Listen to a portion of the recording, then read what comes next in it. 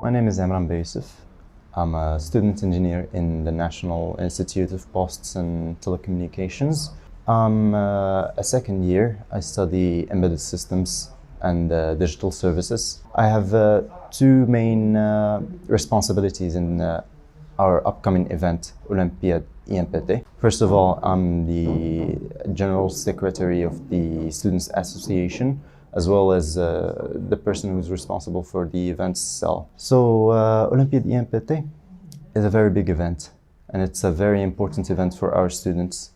It's an event that's made by students for students. This event will be compromised by or composed by 7,000 people that are going to come as invited students into our school. There could be students, there could be families, children, anyone is welcome in our day, in our event. This event is very cultural, is very heavily based on sports, and there are also a lot of fun activities that are related and not related to IT. In our event we have a lot of activities such as a whole place that is dedicated to the Asian culture. It's a very important part of our event. By Asian culture, I'm talking about East Asian culture, as in Japanese culture, as well as Chinese and Korean. We'll have a lot of competitions, such as cosplay competitions, art competitions, as well as calligraphy, karaoke, and such activities. We also have a very important event, which is a talent show on the 17th of February. So this event will be going on the 17th, 18th and 19th of February.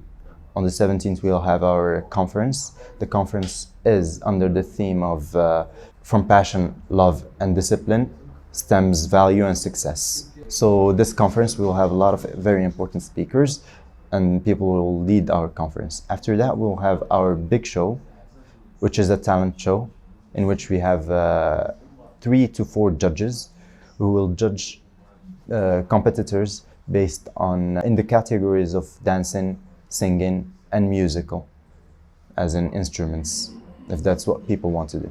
After that, on the 18th, we will have our big day, which is what we call journée. And this day, we will have, like I said, a lot of activities, the Asian one, the esports tournament, and sports tournaments, as in basketball, soccer, and volleyball, ping pong and pool games, arcade games. We'll have even a lot of gaming. Other than the esports competition, we will also have a gaming, just a gaming place where we'll have consoles, we'll have a lot of PCs where people can just come in and just play to their heart's content. We'll also have some other activities such as escape room, treasure hunt, and laser games. So all of this will be on the same day. And we also have this culture in prestigious engineering schools, which is what we call Ultra. So basically, these are schools that are coming to our school, and they will be in masses, and they will sing chants about their school. So it's a very interesting thing because we're used to these people in like soccer matches and soccer teams. They go to the field, they do their chants and they support their teams. That's what we're used to. Here in our engineering schools, we have the same concept, but it's little down. It's not aggressive at all. It's very tame.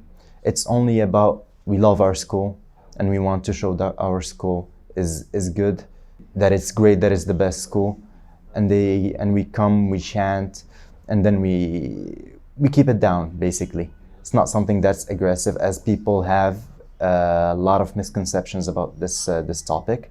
But it's not something that's aggressive at all. It's something that's very good for our environment as a school. At 12 p.m. there is a very important event that happens, which is TIFO. TIFO is basically an arts piece that is like very big. It's huge. It's gonna be hanged on a building, and it's gonna showcase the work of a lot of months and a lot of hard work done by the members of Ultra. For example, last year we had a very beautiful work of art. It was a tifo about orchestra. I'm pretty sure you will have, if people have been to Olympiad INPT, they should have seen this, if I may say, masterpiece. For the first part of the question, I think that technology has permeated itself into Morocco, especially from the youth. It is what we call the Gen Z that kind of got this culture of working with technology and working with technological devices, and then it leached itself onto other generations. It started, if I remember, in 2010, 2011. That's when people started to become more and more interested in gaming, esports, and the internet in general, as well as social media. And little by little, people have started to find themselves very heavily reliant on technology.